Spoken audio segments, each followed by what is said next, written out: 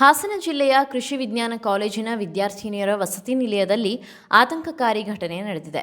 ಸಾಂಬಾರ್ನಲ್ಲಿ ಹಲ್ಲಿ ಬಿದ್ದಿರುವುದು ತಡವಾಗಿ ಗೊತ್ತಾದ ಪರಿಣಾಮ ಅದೇ ಆಹಾರ ಸೇವಿಸಿದ 15 ವಿದ್ಯಾರ್ಥಿನಿಯರು ಅಸ್ವಸ್ಥಗೊಂಡಿದ್ದು 6 ಮಂದಿಯನ್ನು ಆಸ್ಪತ್ರೆಗೆ ದಾಖಲಿಸಲಾಗಿದೆ.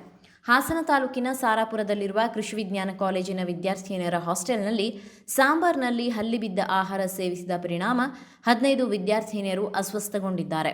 ಬುಧವಾರ ರಾತ್ರಿ ಊಟದ ವೇಳೆ ಸಾಂಬಾರ್ನಲ್ಲಿ ಹಲ್ಲಿ ಪತ್ತೆಯಾಗಿದ್ದು, ಬಳಿಕ ಹಲವು ವಿದ್ಯಾರ್ಥಿನಿಯರಲ್ಲಿ ವಾಂತಿ ಹಾಗೂ ಅಸ್ವಸ್ಥತೆ ಕಾಣಿಸಿಕೊಂಡಿದೆ.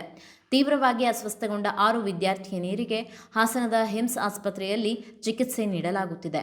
ಸುಮಾರು 400 ವಿದ್ಯಾರ್ಥಿನಿಯರು ವಾಸಿಸುವ ಹಾಸ್ಟೆಲ್ನಲ್ಲಿ ಗ್ಯಾಸ್ ಸಿಲಿಂಡರ್ ಕೊರತೆ ಎದುರಾಗಿರುವುದರಿಂದ ಅಡುಗೆ ಮನೆಯ ಹೊರಭಾಗದಲ್ಲಿ ಸೌದೆ ಒಲೆ ಬಳಸಿ ಅಡುಗೆ ಮಾಡಲಾಗುತ್ತಿದೆ ಎನ್ನಲಾಗಿದೆ.